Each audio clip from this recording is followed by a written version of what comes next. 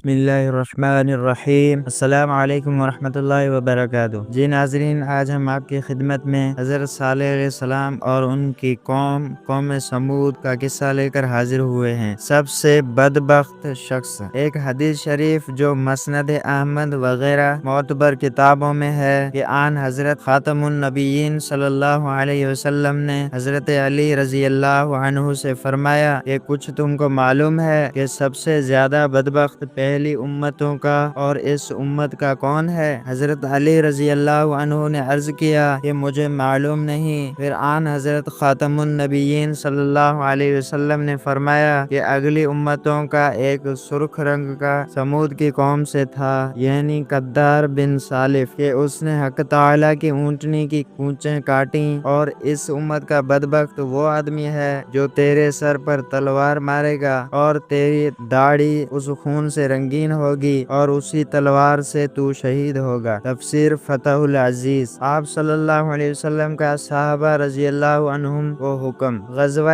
تبوک کے موقع پر جب آپ خاتم النبیین صلی اللہ علیہ وسلم کا گزر حجر سے ہوا تو صحابہ رضی اللہ عنہم نے سمود کے کنویں سے پانی بھر لیا اور آٹا گوندھ کر روٹیاں تیار کرنے لگے۔ جب آپ خاتم النبیین صلی اللہ علیہ وسلم کو معلوم ہوا تو پانی گرا دینے اور ہانڈیاں الٹ دینے اور آٹا بیکار کر دینے کا حکم کر دیا، اور ارشاد فرمایا کہ یہ وہ بستی ہے کہ جس پر خدا کا عذاب نازل ہوا تھا، یہاں نہ قیام کرو اور نہ یہاں کی اشیاء سے فائدہ اٹھاؤ، ایسا نہ ہو کہ تم بھی کسی بلا میں مبتلا ہو جاؤ۔ اور ایک روایت میں ہے کہ تم اس حجر کی بستیوں میں خدا سے ڈرتے ہوئے اور عجز و زاری کرتے اور روتے ہوئے داخل ہوا کرو، ورنہ داخل ہی نہ ہو، کہیں ایسا نہ ہو کہ تم بھی اپنی غفلت کی وجہ سے عذاب کی مصیبت میں مبتلا ہو جاؤ۔ عبور غال کی ہلاکت۔ حدیث شریف میں آتا ہے کہ سمود کا ایک آدمی بھی نہیں بچا مگر ایک آدمی جس کا عبور غال نام تھا۔ وہ کسی کام کے واسطے مکہ مکرمہ گیا ہوا تھا، جب تک حرم شریف میں تھا اس وقت تک عذاب الہی سے محفوظ رہا۔ جب مکہ مکرمہ سے روانہ ہوا، طائف کی طرف چلا تو اسی عذاب میں گرفتار ہوا جس میں پوری قوم گرفتار ہوئی تھی، وہیں ہلاک ہو گیا۔ آن حضرت خاتم النبیین صلی اللہ علیہ وسلم طائف کے محم پر جاتے وقت